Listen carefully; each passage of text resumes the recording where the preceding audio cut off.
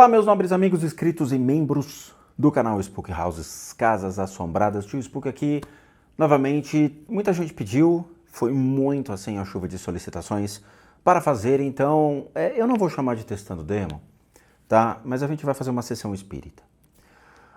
Eu acho que é mais justo dentro deste cenário ao qual acomete-se, então, o acidente daquela jovem brasileira dentro de um vulcão na Indonésia. Mas antes da gente fazer essa sessão espírita, e eu vou solicitar a ajuda de vocês, porque vocês é que vão predeterminar toda a situação. Eu vou explicar para vocês. Antes a gente tem que conversar, tá? Todo mundo sabe que eu estudo religiões há muito tempo e que eu percorri caminhos muito íngremes para chegar até onde eu cheguei hoje. Eu tenho várias docências em ensino religioso, eu tenho uma bagagem de teologia, ciências da religião, histórias das religiões, dentre outros aspectos, principalmente quando a gente fala de histórias um viés mais acadêmico. O viés acadêmico, ele não parte do eu acho que, ele vai partir de princípios da história, da geografia, da sociologia, da filosofia, de diversos aspectos para que a gente possa então justificar muitas culturas do mundo. Muitas pessoas não sabem o que é a Indonésia, muitas pessoas não sabem qual é a religião da Indonésia e os vagabundos da internet justificaram a atitude observada como um sacrifício humano, porque assim está no desenho do Pica-Pau. Pessoas que utilizaram o desenho do Pica-Pau de 1959 para justificar os dias de hoje, para mim são vagabundos da internet e colecionadores de likes e de mentiras. São pessoas que são hipócritas e canalhas. A partir de hoje, eu realmente nego a minha descendência aqui do Brasil, eu não sou mais brasileiro, eu estou ligando para alguns consulados para mudar a minha nacionalidade e provavelmente eu vou pertencer a alguma tribo indígena dos Papacu Frouxo, porque não é possível que o povo brasileiro passe a acreditar realmente que a menina foi jogada no vulcão para um sacrifício. Então nós tivemos discursos de que o desenho do Pica-Pau é a fonte de informação das pessoas, de 1959. Nós tivemos fonte de informação de que guias jogaram ela. Nós tivemos que foi um sacrifício humano para deuses. E assim, eu realmente tenho muita vergonha de ser brasileiro depois disso, porque não é possível, cara. Eu acho que a gente está pau a pau com países subdesenvolvidos mesmo, com índice de desenvolvimento humano bem pífio, porque acreditar que isso realmente ocorreu é acreditar que as pessoas estão muito doentes mentalmente e que precisam muito resetar o cérebro ou vender o cérebro, porque ele nunca foi usado. Basta fazer uma mera pesquisa na internet. Bora, vamos lá, eu vou ajudar vocês, tá? Então aqui tem algumas fontes de pesquisa. Primeira coisa, vocês sabem onde fica a Indonésia? Algumas pessoas falam que é perto da Penha, outras falaram que deve ficar perto do Acre, porque nem sabiam que o Acre existia, né? Acre é que nem Plutão, né? As pessoas falam, não, mas ele faz parte, não faz parte, como é que é? Então assim, eles não sabem onde é a Indonésia. A Indonésia é um lugar que envolve um continente de ilhas e muitas ilhas no norte da Austrália. É um lugar que fica situado perto então do Vietnã, perto da Índia, em um lugar repleto de água. Repleto de água. Ou seja, é um lugar que tem muitos vulcões. Muitos, é repleto de vulcões. Alguns ainda podem estar ativos, outros não. Mas vamos lá, só para vocês terem uma ideia, são 13 mil ilhas, mais ou menos, com cerca de 215 milhões de habitantes. Pô, peraí, tio Spook, o Brasil tem 200 milhões? A Indonésia tem mais gente que o Brasil. Olha que coisa, qual é a religião desses caras, tá? E só lembrando, a Indonésia era a colônia da Holanda. Qual é a religião deles? Ah, tio Spook, eles devem ser ali os caras que fazem sacrifício humano. Acho que a religião deles deve ser, quase 90% é muçulmano. Quase 90% da população é muçulmana. Ou seja, o que a gente tem de cristão, eles têm de muçulmanos. Pô, mas peraí, tio Spook, então 10% faz sacrifício humano, 10% mata gente. O restante, a grande maioria é cristão. Ai não, tio Spook, pô, cristão não mata gente, cara. Matava, né? Mas, não, peraí, eu conheço um primo evangélico que matou. Não, tio Spook, não, tio Spook, como pode cristão matar gente? Pois é. A religião principal, então, é o Islã, depois é o cristianismo, depois tem muito pouco de divisões entre o hinduísmo, o budismo, confucionismo, e aí entra as religiões mais primitivas, como nossos indígenas. Se a gente for fazer o censo no Brasil, qual é a maior religião do Brasil? A maior religião do Brasil é o católico, 50%. Seguido, então, pelo evangélico, com 35% a 38%. Tá, mas depois disso, 10% de ateísmo. Ateísmo tornou-se uma crença. E o restante, 1%, 2%, 5%, ali é dividido entre espíritas, 5% envolve, então, um grupo de conceitos que envolve o espiritismo e os ritos africanos, o resto é 1% a 0,01% de outras crenças. Os indígenas nem entram, às vezes, no censo porque eles são uma amostragem muito pequena. Então, o que você está querendo dizer, tio Spook? Que quem mora perto dos vulcões são pessoas locais. São pessoas que possuem um culto primitivo. Esse culto primitivo, ele faz parte, então, de princípios muito antigos do mundo. O que não transita nem do hinduísmo, nem do budismo. Mas, pô, tio Spook, eu vi matérias que diziam que sim, que eles eram hinduístas e budistas. Não, eles não são. Eu vou explicar para vocês. Eu vi uma matéria sobre o Islã, há muito tempo atrás, quando eu trouxe os praticantes que faziam um exorcismo em nome do Islã, exatamente nessas regiões. Grandes líderes do islamismo foram entrevistados, eles falaram, aquilo não é verdade, aquilo é criminoso. Eles inventam o que não sabem. Eles estão utilizando o nome do Islã para explorar, então, as pessoas. Então, o que acontece? Acontece uma deformidade, uma deturpação de um rito hindu muito antigo. O hinduísmo é a primeira religião do mundo a formar. Para a gente formar uma religião, a gente tem que ter 3 princípios, mito, eto e rito. São 3 princípios acadêmicos em que as religiões, então, têm que ter o princípio para existir. Por mais que todo lugar do mundo existiram, então, ritos primitivos, alguns morreram logo na sua origem, outros ainda tentaram sobreviver, mas foram, então, consumidos por outros povos nativos que destruíram toda a sua cultura, o hinduísmo foi, então, aquele que se formalizou como a primeira religião do mundo. Dentro de toda a estrutura do hinduísmo, se a gente ramificar o hinduísmo teve uma fase primitiva, para depois passar por diversas outras fases, onde muitas coisas deixaram de existir, muitos princípios foram revistos, da mesma maneira que o povo hebreu. Para o povo hebreu virar, então, as tribos de Judá, onde teve toda essa cisão, né? Onde a gente teve, então, essa abertura para o cristianismo, porque o cristianismo advém do judaísmo, que advém do povo hebreu. O povo hebreu fazia sacrifícios ao templo, no templo, para o seu Deus. Eles imolavam animais.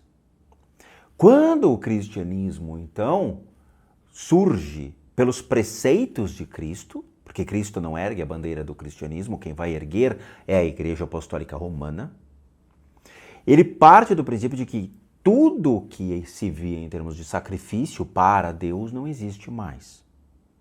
Então não há necessidade de imolar animais e sacrificar animais. Mas tio Spook, o mundo fazia isso? Fazia. Os maias, astecas e os incas, eles faziam sacrifícios humanos para que a colheita tivesse uma produção, para que as pessoas pudessem ter prosperidade. nós tínhamos, o mundo inteiro foi repleto de sacrifícios. O solo do mundo é regado a sangue, onde muitos povos mataram seus inimigos para oferecer seus corpos a seu Deus. Os próprios vikings arrancavam o coração de seus inimigos em uma cerimônia em que eles estavam vivos para então agradar o seu Deus.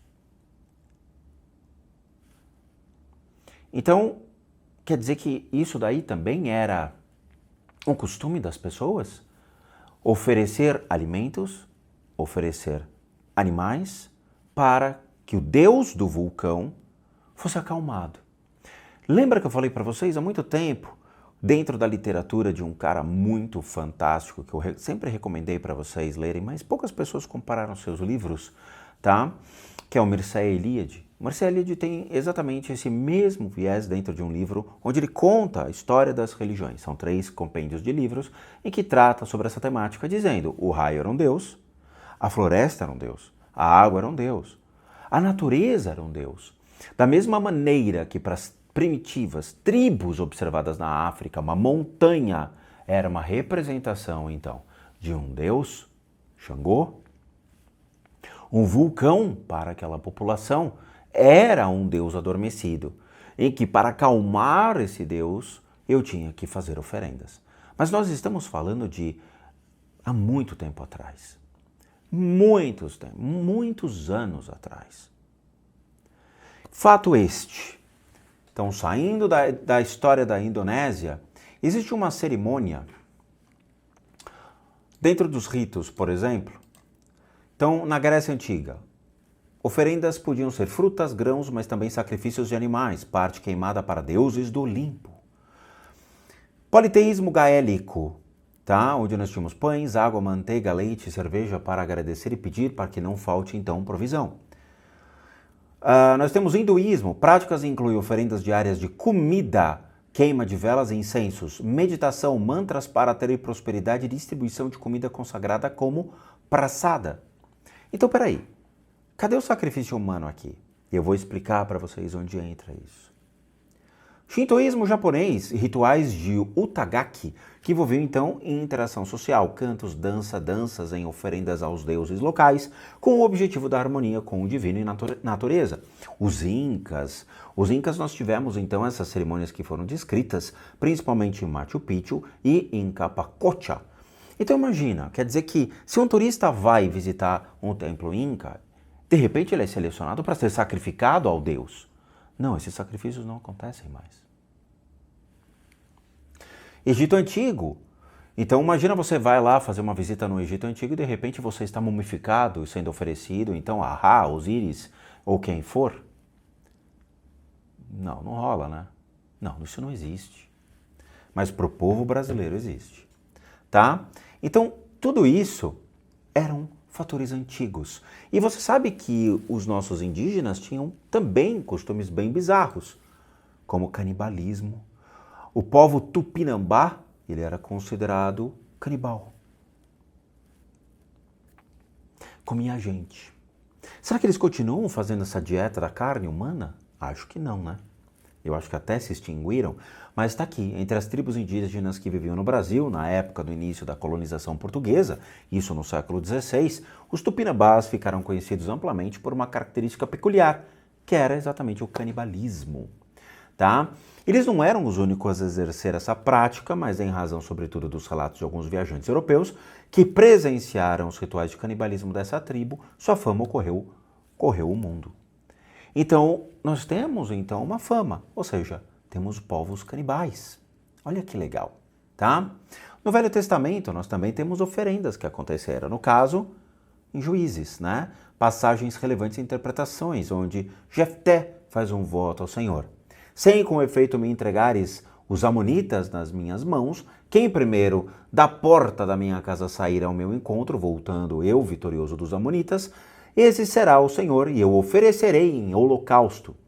Ao retornar da batalha, então, sua filha é a primeira a sair ao encontro e ele cumpre seu voto. Embora a interpretação de oferecerei em holocausto seja complexa, e alguns estudiosos argumentam que sua filha foi dedicada ao serviço perpétuo a Deus, sem a morte, mas alguns dizem que foi.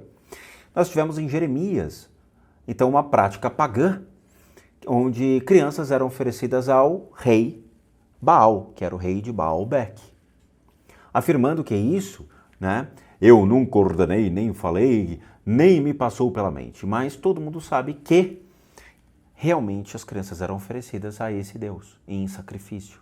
E nós estamos falando do Velho Testamento. Tá? Muito bem. Indonésia. Então, nós temos um turismo arriscado. A Indonésia é um solo muito complicado para se fazer turismo, tá? Então nós temos um brasileiro chamado Vinícius, que esteve na Indonésia no fim de 2023 e relatou que tentou subir nesse vulcão. Esse vulcão chama-se Rinjani, tá? Ele fica em Lombok, o mesmo onde então a brasileira Juliana acabou falecendo. Então ele falou que não havia segurança nem estrutura nenhuma. Por quê? Porque os guias locais, eles são povos humildes, eles são pessoas humildes. São pessoas que cobram pouco para poder levar, então, turistas para conhecer o vulcão. Eles não têm conhecimento, não têm estrutura, não têm absolutamente nada. É como você falasse, vou com o Pablo Marçal subir lá a Mata Atlântica e quando você vai ver, você está com 15 pessoas, 20 pessoas fudidas em cima de um lugar ali com uma tempestade monstruosa e você não sabe o que fazer.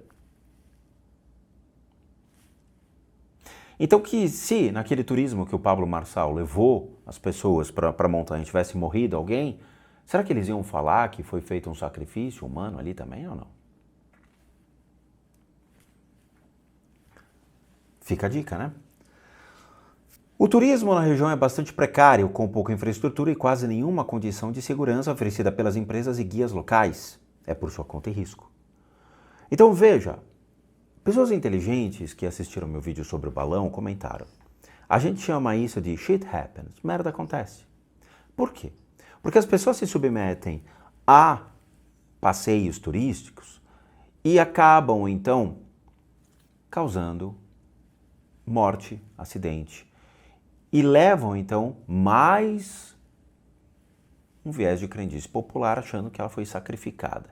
Que o guia jogou ela, né, que o espírito do vulcão puxou ela, e a referência é o pica-pau. Então, olha só, fui na base do vulcão, mas resolvi não subir pela precariedade e pouquíssimas condições de segurança do local, uma vez que já havia feito outros passeios e passado alguns perrengues. Falta sinalização, socorro e, claramente, todo o sistema de socorro é lento e escasso. A maioria dos guias e agências locais opera em equipamentos adequados de segurança, como rádios, kits de primeiro socorro ou sistema de comunicação em tempo real. Estamos falando sem equipamentos. Ou seja, a galera não tem nada.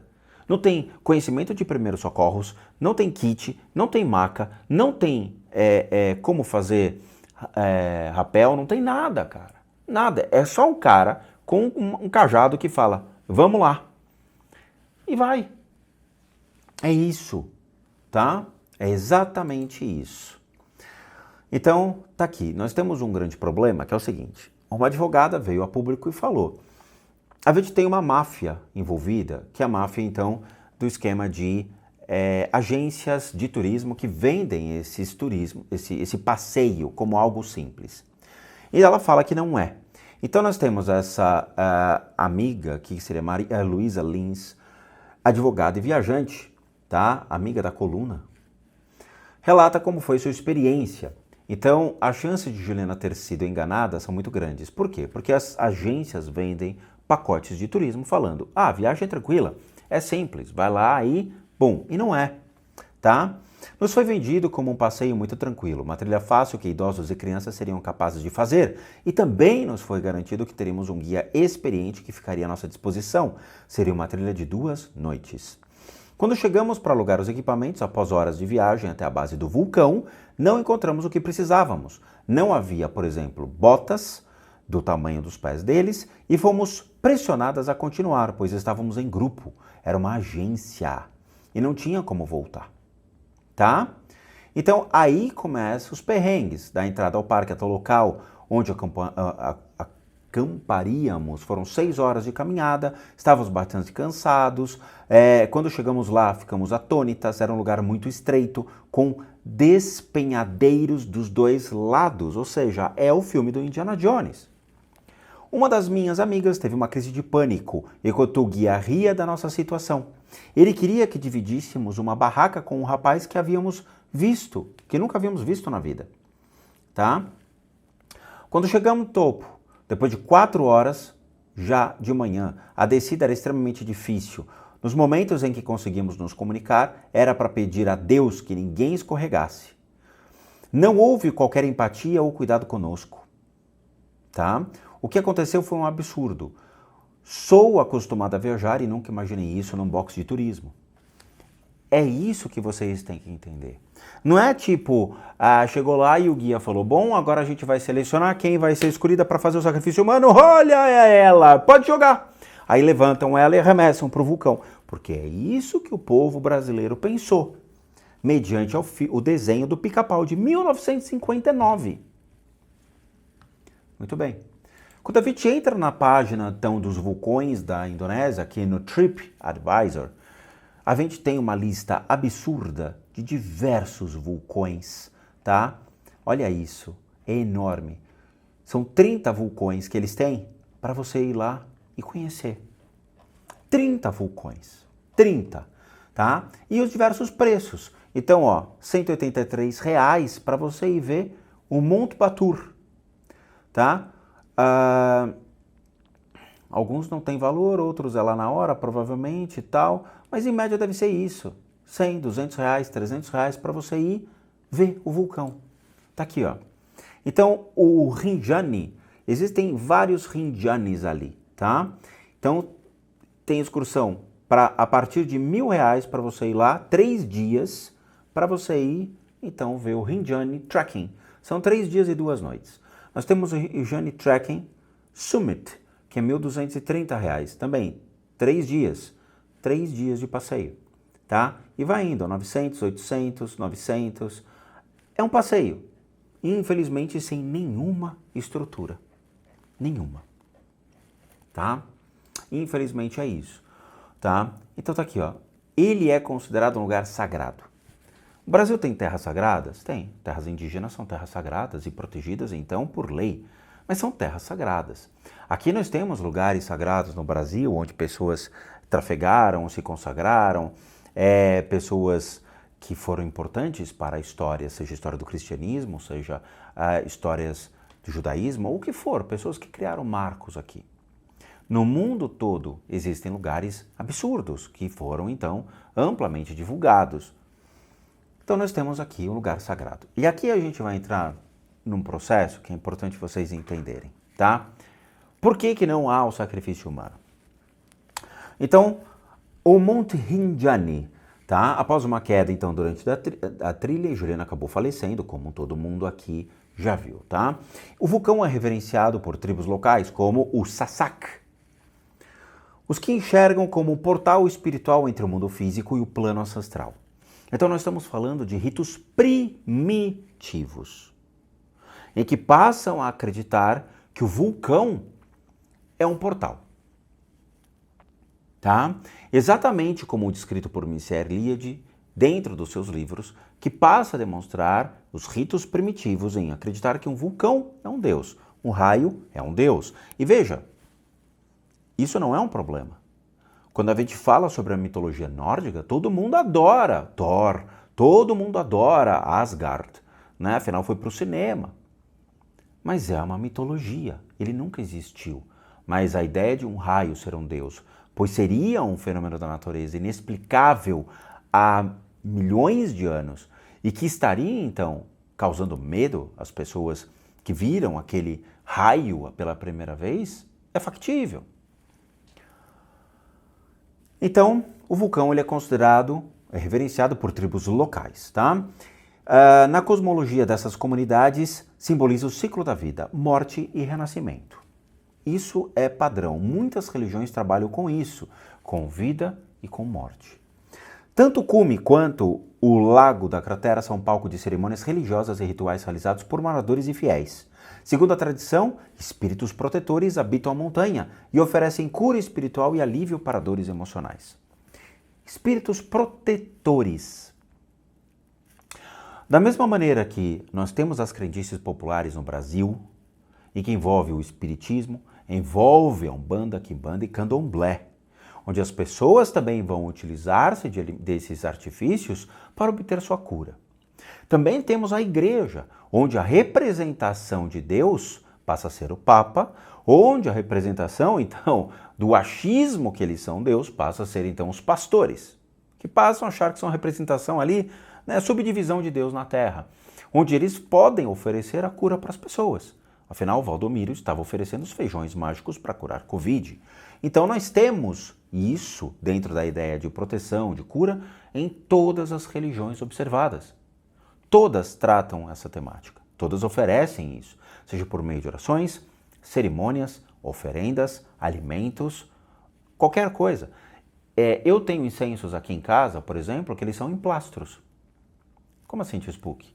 Os incensos que eu tenho, que são feitos no Tibete, à mão, por lamas e por monges budistas, eles funcionam também como em plastros. Ou seja, se eu tenho uma enfermidade junto à minha pele, eu posso transformar ele numa papa, colocar, e ele tem uma propriedade por ter ervas que acredita-se que possa, então, me ajudar numa recuperação mais rápida da minha enfermidade. E voilá! Então nós temos um lago lá, chamado Segara Anak, que cerca o vulcão e ele também é visto como sagrado, tá? E o seu nome significa então filho do mar, em indonésio. Existe a crença de que suas águas têm origens místicas, sendo capazes de curar enfermidades. O local é envolto de rochas vulcânicas e permanece um dos centros espirituais mais importantes para a cultura local.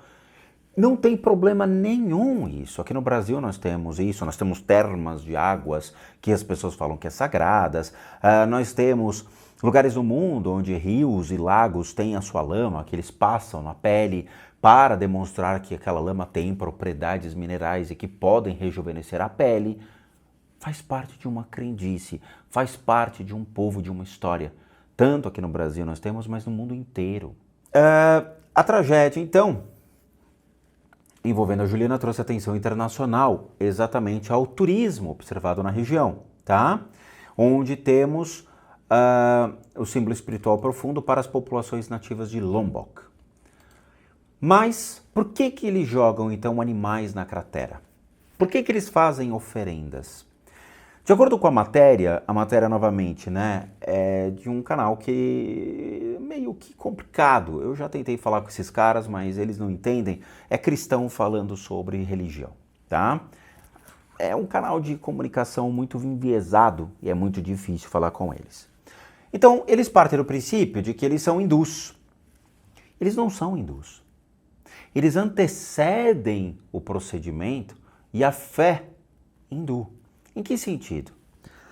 Existem manuscritos sagrados em que foi observado dentro do hinduísmo primitivo práticas que foram abolidas. E esses povos, eles de uma maneira autônoma, independente e com crendices populares, passaram a acreditar que, durante um período, eles poderiam fazer isso. Mas estamos falando de um período muito antes, o que é visto hoje. Então vamos lá. De acordo com a matéria, seguidores da fé hindu, que fazem parte do povo Tenger, lançam animais e outras oferendas em um vulcão durante a cerimônia religiosa. Essa cerimônia hoje é simbólica. Então eu posso oferecer flores, alimentos, incensos para o vulcão, pois é algo ancestral. Japão, por exemplo. Nós temos o oratório aos mortos dentro do Japão, onde isso é ancestral. O homem mais velho da família, ele herda um oratório, onde ele passa então a conduzir a oração para os seus mortos, para o seu pai que faleceu, a sua mãe que faleceu, seus antepassados. E isso é passado de geração para geração. Eles oferecem comida aos mortos, eles oferecem flores, eles oferecem aromas, eles oferecem todo um princípio de agradecimento por eles ainda terem, então, a sua vida. Ou seja, Pai, eu agradeço por você ter me dado a vida. Cristão, você já agradeceu seus pais por existir? Não. Difícil, né? Mas você vê, uma sociedade como o Japão, eles têm um respeito pelo pai e pela mãe. Eles agradecem todos os dias por ter a possibilidade de existir. Aqui nós temos essa cerimônia que ela torna-se simbólico, tá? Esse simbolismo existe há 600 anos dentro de um festival. 600 anos. 600. É muito tempo, tá? É muito tempo. Então alguns devotos carregam animais, como cabras e galinhas, além de vegetais. E eles chegam lá e eles fazem toda uma cerimônia para oferecer isso ao que seria então ao vulcão. A grande maioria acredita que o deus vulcão realmente existe? Não. Não. É uma só tradição. Aqui no Brasil temos diversas tradições que se equiparam a esse procedimento. Então quando você faz então a ceia de Natal e você está com aquela ave morta em cima da sua mesa, você está agradecendo ao seu Deus. Você está louvando o princípio da família e fazendo então uma reunião familiar sobre os auspícios da sua religião e o seu Deus. Você está oferecendo aquela ave. Ou você não reza agradecendo o seu alimento no Natal? Eu espero que você reze, tá? Muito bem, os devotos então prestam oferendas para agradar então aos seus deuses e para ter sorte, tá? O hinduísmo, que a gente vê hoje, ele é plural dentro de seus deuses. Ele tem uma trindade que é exatamente muito parecido com o Pai, Filho e Espírito Santo. Muitos teólogos acreditam que o cristianismo possui 3 deuses, que é o Deus Pai, o Deus Filho, que seria a emanação desse Deus representado na Terra, e a emanação do Espírito Santo. São 3 deuses que influenciam então o cristão. No hinduísmo nós temos Shiva, Vishnu e Brahma. Brahma é aquele que dá vida, que origina o princípio da vida. Vishnu é aquele que mantém a vida com o amor. E Shiva é aquele que mata a vida, mas faz com que Brahma reconstrua. Então, Shiva seria o caos. E assim é a representação. E depois nós vamos ter outra de semideuses que estão atrelados. Hanuman, Vishnu, Krishna, né? Tem todo ali vários outros, né? Estruturas de deuses e deuses e deuses que influenciam dentro, então, da fé hindu, que é a mais antiga do mundo hoje. Então ali eles fazem, né, toda essa oferenda e temos muitos animais em casa, esse aqui deve ser considerado em excesso, então trouxemos para devolver a Deus. De novo, o Velho Testamento é repleto de imolações de animais. Eles também esperam retornos, então quando eles fazem isso, eles esperam então que aconteça coisas boas na vida dele. Ele está dando um animal para uma divindade e ele espera então que essa divindade lhes retorne. Tá? E aí tem a origem. A origem, então, é do século XV. Século XV. Tá? A cerimônia com oferendas tem origem no século XV, no reino de Majapahit, que era o império javanês hindu-budista, que ia até o sudeste asiático. E aí é que entra as falhas de interpretação, e eu vou explicar para vocês. O budismo ele surge do hinduísmo. Tá? O budismo ele advém de uma figura chamada Siddhartha Gautama. Então temos que separar. O hinduísmo advém de reis. Os reis hindus eram muito famosos, grandes poderes, grandes riquezas, né? Um emaranhado de povos. Ali tem 1,2 bilhão de habitantes na Índia. Quando surge o budismo surge do hinduísmo. Veio Siddhartha Gautama, que era filho, então, de hindus. Acredita-se que a manifestação budista, que é um conceito, o budismo é um pensamento, não é uma pessoa personificada. E cristão gosta de ter uma pessoa personificada para representar, né? Mas não. O budismo ele não é uma pessoa personificada, ele é um pensamento, ele é uma forma de você entender a vida, ele é uma forma de você adentrar dentro de uma estrutura filosófica e religiosa. Quando surge o budismo, então, ele vem de várias escolas, jainistas, outras escolas filosóficas até pré-védicas, védicas, e que traziam princípios de reencarnação, karmas e outras ideias em que Siddhartha compila tudo isso e sai passando. Então ele sai do norte da Índia e ele vai até o meio da Ásia. E ele morre. Quando ele morre, é uma cisão do budismo. O budismo Theravada e o Mahayana. O Mahayana vai para o norte e para o sul vai o Theravada. O sul, leia-se, onde temos então Camboja, Vietnã e Indonésia. Só que essas ramificações do budismo, eles vão se mesclando com as práticas locais. E ele vai perdendo a sua força. Porque a força do budismo está nas tradições mais centrais. Então nós temos o Mahayana e o Theravada. O Theravada foi morrendo porque houve muitas guerras. E aí ele se junta novamente com o Mahayana para dar origem ao Vajrayana.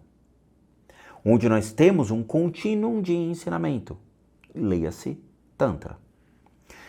Aqui embaixo, então, há uma deturpação dos ensinamentos, onde eles vão, com as crenças locais, mesclando os princípios. Então aqui já não existe isso. Com o advento do islamismo, o islamismo ele vai, então, tomando força e vai ganhando toda a região, e esta vertente, então, que seria o hinduísmo budista, ele vai se tornando local e se ramificando com eu acho que. E se desprende do princípio mais lógico da religião hindu e do budismo. Pegaram? Por favor. Ok? Então vamos lá. Ritual surgiu a partir de uma lenda. Tá? Segundo a tradição, a princesa Horo-Anteg e seu marido não tiveram filhos após anos de casamento e pediram ajuda aos deuses. Os deuses então teriam respondido com a promessa de dar 25 filhos ao casal. Porra, mas vem pro Brasil, é só não ter televisão e aqui você manda 25 filhos. Tem muita gente no Norte e Nordeste que tem 25 filhos. Desde que concordassem em sacrificar o filho mais novo ao jogá-lo no vulcão. Que é o mesmo princípio visto no Velho Testamento, quando Baal então era oferendado por crianças. Ou mesmo quando ofereciam os filhos a Deus. E vocês conhecem passagens bíblicas do Velho Testamento que tinham isso. Tá? Isso continua? Não. Isso foi abolido. Quando a gente fala, então, desses princípios de crença, entra essa religião aqui. Tá? É uma cerimônia chamada Purushameda. Purushameda era um princípio muito antigo e que não trafega mais dentro do elemento de crença. Vamos lá. Purushameda ou Narameda é um ritual que envolve uma simulação de sacrifício humano. Simulação.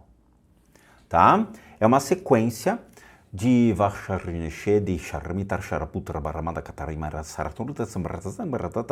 com muitos detalhes, tá? Então, é um sacrifício humano, né? Se o sacrifício humano real estava ocorrendo, é improvável, mas ainda é debatido, desde que Culebrook trouxe a atenção em 1805. Ele considerava um ritual simbólico. Como não há nenhum registro bíblico ou de outro tipo de Purushameda sendo realizado, alguns estudiosos sugerem que ele foi inventado simplesmente para completar as possibilidades de sacrifício. Então nós temos um outro cara que chama Asko Parpola, que sugere que os sacrifícios humanos reais são descritos em textos védicos. Védico antecede o hinduísmo. Então é uma religião mais antiga que o próprio hinduísmo. Tá? E esses textos foram acoplados junto ao hinduísmo. Enquanto que os Brahmanes dos Vedas sugerem que era simbólico, não literal, em Shatapatha, uma passagem, né, dos Vedas, uma voz etérea intervém para interromper o procedimento. Tá? Então nós temos o Dataputa,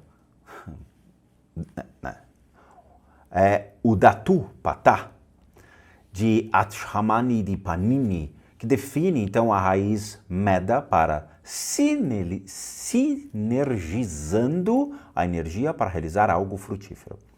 Então nós tínhamos, durante o período védico, os estudiosos duvidam que então o Purusha Meda tenha sido realizado como um verdadeiro sacrifício. No entanto, de acordo com um escritor, a ocorrência real de sacrifício humano seria difícil de provar, uma vez que evidências relevantes seriam poucos em números, porque é muito antiga essa ideia.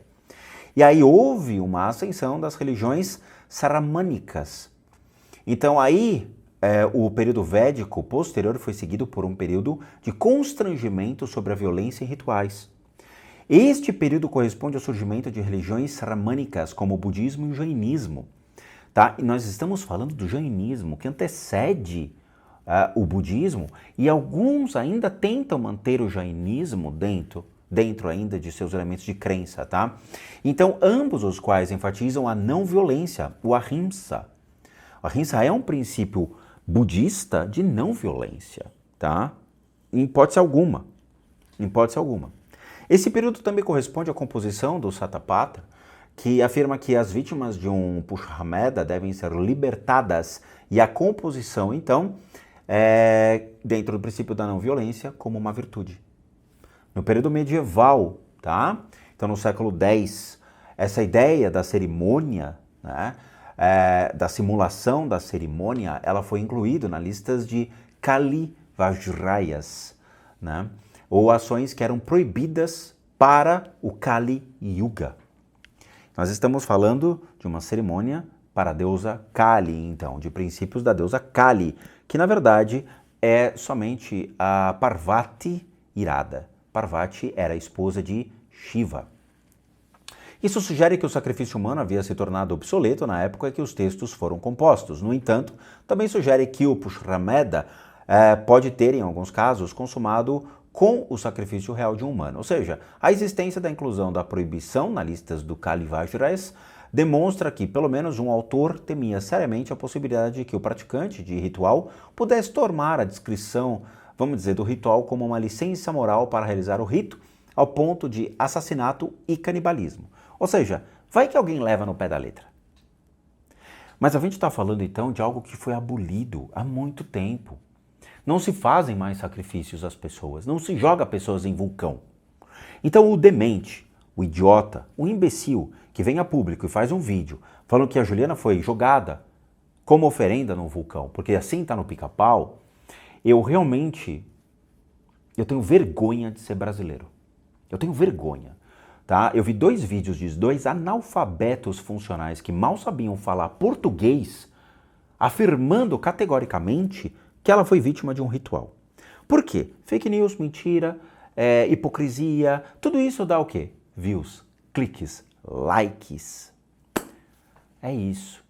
E idiotas são aqueles que assistem esses canais e acham que é verdade. E de idiotas o Brasil está lotado. Então, é só procurar o que é, o que não é, da onde vem, o porquê disso, tá? É só isso. Então, isso aqui foi abolido. E o que eles fazem é só uma simulação, só isso, para garantir uma estrutura de crença que perfaz a uma cerimônia. Veja, os judeus, por exemplo, existiam cerimônias em que eles matavam animais e colocavam um animal morto em suas mesas e faziam a cerimônia da limpeza para comer. Hoje não faz mais. Eles não matam mais animais para fazer essas cerimônias. Eles substituíram por doces, por frutas. As pessoas mudam as cerimônias. As pessoas ressignificam os procedimentos. É só isso. O que aconteceu com a Juliana foi, ela subiu numa estrutura íngreme, acabou caindo e morreu. Se vocês procurarem na internet, vocês vão ver que tem matérias de pessoas que realmente quase caíram e quase morreram. Teve uma matéria que eu peguei de um rapaz, de um irlandês, que caiu no mesmo ponto que a brasileira. E aí ele foi julgado pelo guia? Ele foi arremessado pelo guia? Não, é sério, eu acho isso criminoso. E é uma pena porque, assim, eu até entendo que a Indonésia tinha que tomar um posicionamento sobre o turismo, já que alguns lugares no mundo mantêm estruturas que, cara, eles botam gente para fugir de tigre. Então, ele solta o tigre e fala, olha, isso aqui é a África, entendeu? Onde você tem um turismo um pouco mais hardcore, como diria o Zóio, né? Veja, tem gente que vai nadar com tubarão e é mordido. Tem cara que foi brincar com raia e tomou uma ferroada e morreu. Tem gente que vai mergulhar com aquelas gaiolas, né, para ver tubarão branco e o tubarão branco arrebentou a gaiola. Tem gente que sobe um vulcão e acaba caindo. Então, assim, como a advogada, a nobre advogada falou e deixou bem claro, cara, não faça. Se você está vendo que o lugar é perigoso e você não vai conseguir, não tenha vergonha de falar, eu vou ficar lá embaixo, eu vou descer, tá? Se o guia for o Pablo Marçal, então não suba a montanha. É simples assim. Então, shit happens, merda acontece. E, infelizmente, a brasileira não aguentou. Eles não sabiam como resgatar a menina, não sabiam como fazer absolutamente nada, ela acabou morrendo, até a autópsia, as pessoas não conseguiram verificar nem direito a hora do óbito e tudo mais. Mas isso a gente vai fazer agora na sequência. O que eu quero dizer para vocês é, pensem. A internet não é feita para você fazer tchá-tchaca, ficar ali, né, fazendo voa pombinha branca, ou ficar vendo memes, ou ficar vendo idiotices. A internet é feita para pesquisar, para ir atrás, para estudar, para aprender, para pesquisar informações e para chegar para esses cretinos que falam que, como está no desenho do pica-pau, eles fazem oferenda, falar, cara, você é um imbecil. E não ter vergonha de falar para essas pessoas que elas estão mentindo, que elas estão enganando o próximo, que elas estão querendo ganhar likes e tentar perfazer, então, a sua notoriedade na internet. Canais de informação têm que trazer informação. Hoje, a grande maioria dos canais de informação só trazem idiotices, desinformação e não tem nem conhecimento pífio sobre um assunto como esse. Saber pesquisar é para poucos. É isso que eu falo para vocês. Tá? Sinto muito, ela não foi oferecida a nenhum deus, não foi jogada pelos povos locais, tem outras pessoas que já caíram lá, conseguiram ser resgatados, mas infelizmente ela acabou falecendo. A gente vai fazer então a sessão espírita e eu vou mostrar para vocês, vai ter então um outro viés a partir de agora, tá? Vamos ver o que vai acontecer.